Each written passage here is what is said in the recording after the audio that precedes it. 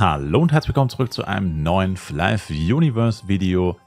Heute endlich mit der Auswertung meiner Pet NPC Investition. Und ich habe von Anfang an gesagt, Pet NPCs sind quasi No-Brainer. So leicht wird man in diesem Spiel nie wieder Geld verdienen und hat mich und viele andere ja auch extrem überrascht, dass so ein Feature oder so eine Funktion überhaupt ins Spiel gebracht wurde, weil es halt irgendwo auch so ein bisschen fragwürdig war, wegen halt, dass Pets ein fester Bestandteil von Dungeon Loot sind und man diesen festen Bestandteil halt damit extrem runterwirtschaftet. Abgesehen davon, es zu den Pet-NPCs quasi literally keine Beschränkungen gibt. Du kannst mit Level 1 ein Haus kaufen, du kannst mit Level 1 ein Pet-NPC kaufen, du kannst mit Level 1 Pets leveln. Also ist auch ein bisschen fragwürdig, dass das einfach so geht. Und ja, was alles so dazugehört. Aber heute geht es nicht darum, ob dieses System an sich verwerflich ist oder nicht, oder ob das dem Spiel mehr schadet, als es Gutes tut. Kann man über viele Punkte sicherlich reden und streiten. Aber uns geht es jetzt vor allem darum, wie viel Kohle habe ich gemacht, wie viel Kohle habe ich ausgegeben und lohnt sich das Ganze jetzt auch noch? Das ist die alles entscheidende Frage. Auf das letzte will ich jetzt natürlich noch nicht antworten, das wäre natürlich ein bisschen dämlich. Ich zeige euch jetzt erstmal meine Reste. Also ich bin jetzt mit den Pet-NPCs mehr oder weniger durch. Ich habe noch 5 Stück laufen, die habe ich jetzt hier natürlich dazu gerechnet. Beziehungsweise 6 Stück, 1C und 5A laufen noch. Aber da wird nichts mehr fertig, also wird sich an dem Gesamtergebnis nicht viel ändern. Also ich habe jetzt einfach diese 6 Pets quasi noch mit dazu genommen. Jedenfalls, das hier oben sind alles die A-Pets, die ich noch übrig habe. Das sind überwiegend welche mit 0%. Es sind aber auch ein paar dabei, die noch ein paar Prozente haben. Hier zum Beispiel eins mit 38%, eins mit 82%. Das ist gleich noch eins mit 60. Oh, ne, echt nicht? Okay, ich dachte aber noch eins mit 60. Na gut, okay. Also nur die beiden eigentlich.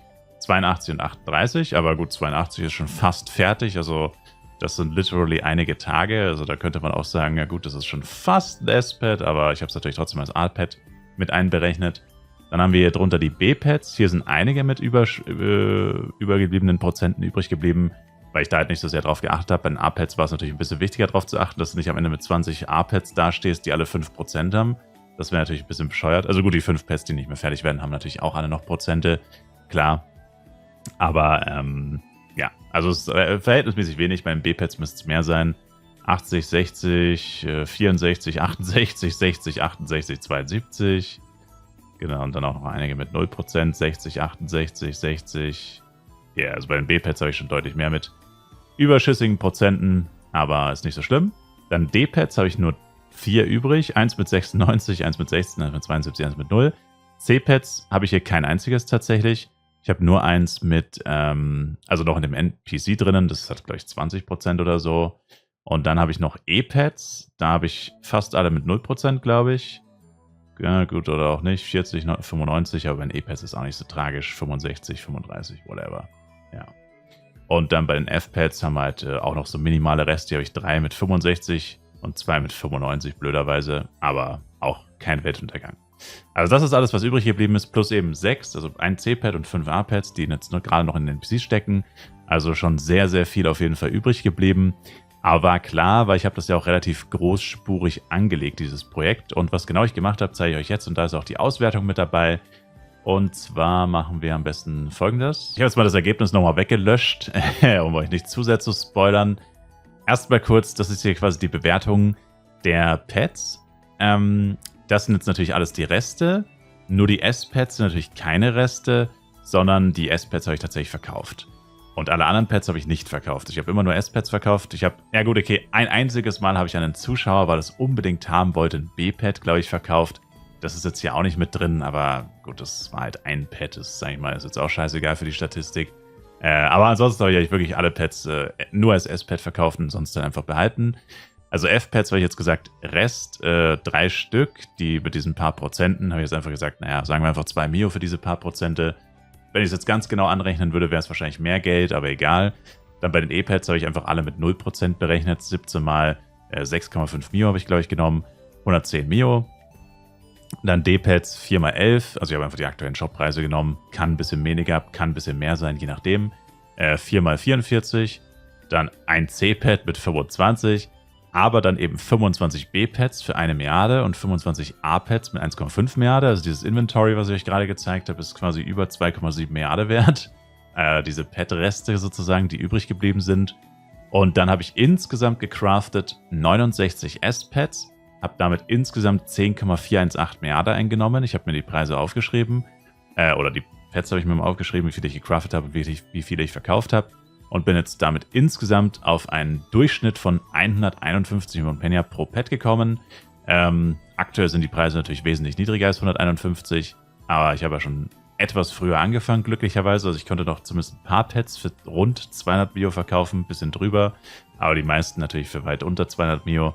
Und ja, 151 Mio pro Pad ist auf jeden Fall okay. Was habe ich insgesamt gemacht? Ich habe mir 24 Häuser gekauft, alle auf Borodeng, yes. Und habe dann noch die NPCs gekauft. Und die Gesamtbilanz ist quasi folgende. Oh.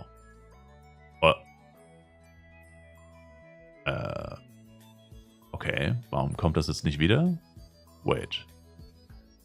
Habe ich gerade noch mal irgendwas geändert? Oh mein Gott, nicht dein Ernst. Es ist weg. Okay, irgendwie war mir nicht bewusst, dass in Excel ranzoomen als Aktion gilt, die man mit den Dingenskirchens rückgängig macht. Naja, egal. Jetzt ist es wieder da. Und rangezoomt habe ich auch wieder. Also, gesamt eingesetzte Mittel waren 4,9 Milliarden. Ich habe 24 Häuser gekauft und 2,5 Milliarden für NPCs ausgegeben. Also ich bin quasi mit 4,9 Milliarden in Vorkasse gegangen. Wert aller meiner Pets, das beinhaltet jetzt auch die Pets, die ich nicht verkauft habe und die ich verkauft habe, beträgt 13,199 Milliarden. Und Profit habe ich damit gemacht. Und angefangen habe ich, by the way, Mitte Dezember, also vor etwas über einem Monat. Ich glaube, 14. Dezember, zu Beginn meines Urlaubs, habe ich angefangen.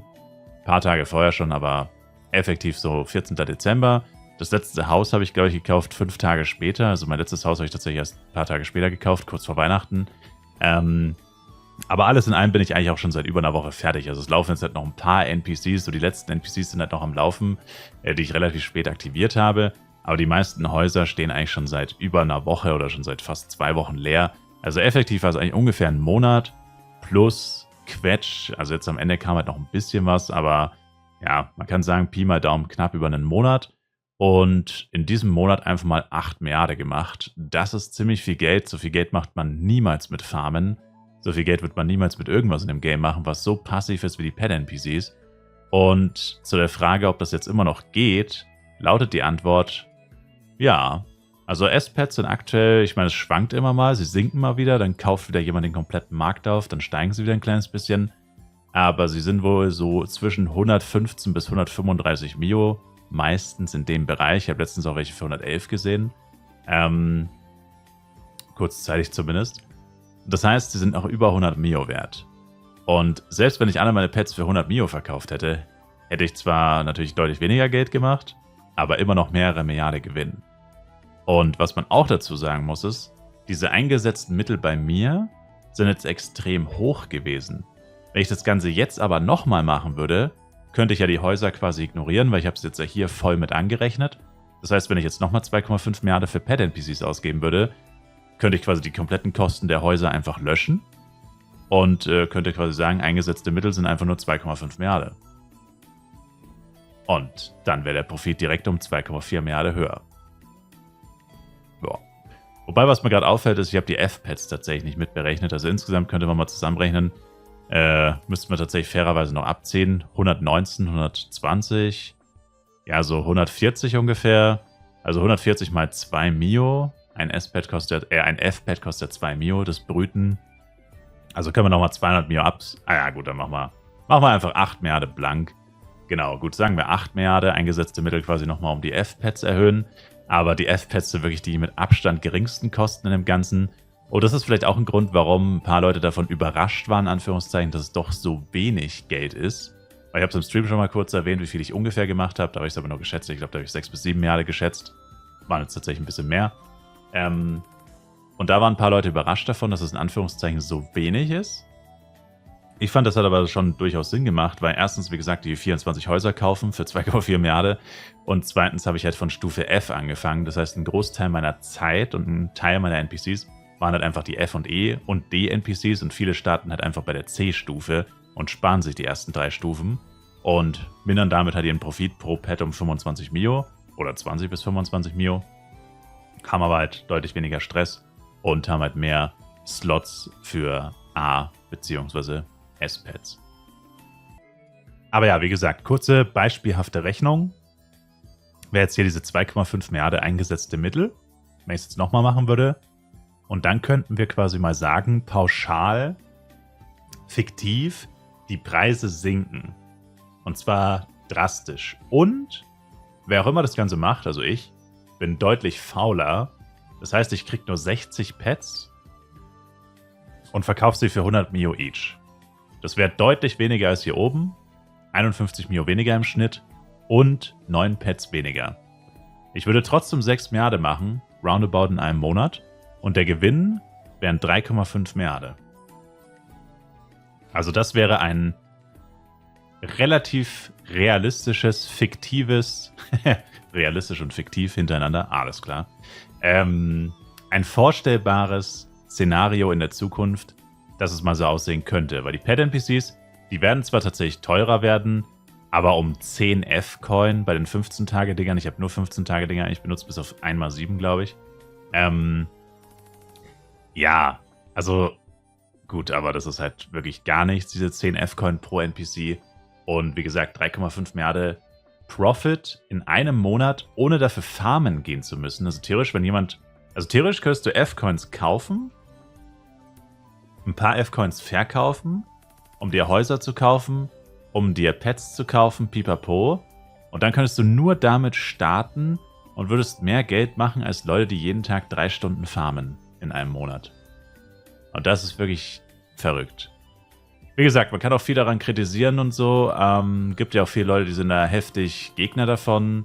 Wobei ich sagen muss, wenn man dagegen hier, sag ich mal, ist und da irgendwie kein Fan von ist, wie gesagt, gibt gute Gründe dafür, gibt gute Gründe dagegen.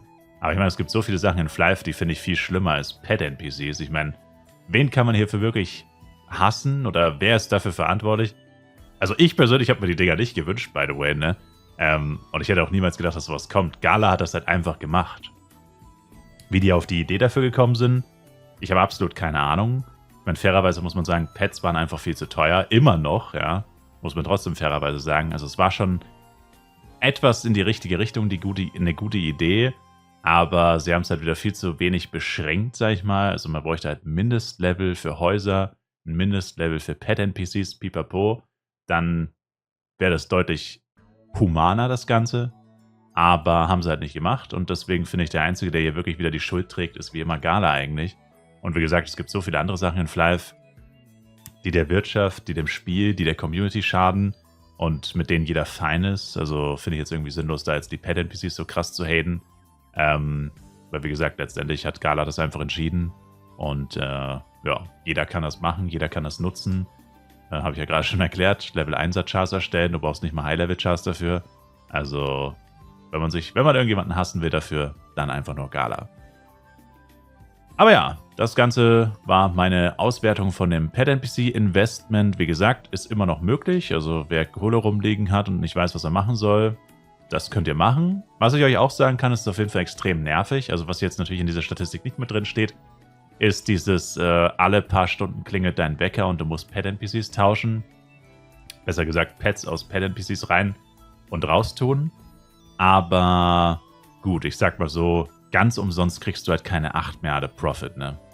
Die kriegst du halt auch nicht einfach so geschenkt. Muss man fairerweise jetzt auch mal sagen.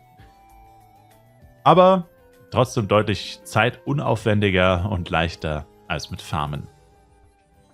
Das sollte auch klar sein. Genau. Und ja, damit sage ich euch danke vielmals fürs Zuschauen. Ich würde mich sehr über ein Like, Kommentar, ein Abo von euch freuen. Und wir sehen uns auf jeden Fall im nächsten Flive Universe Video wieder. Bis dann, macht's gut, rein. Ciao, ciao. Und schaut im Livestream bei Twitch, Link in der Videobeschreibung für tägliche Flive Livestreams.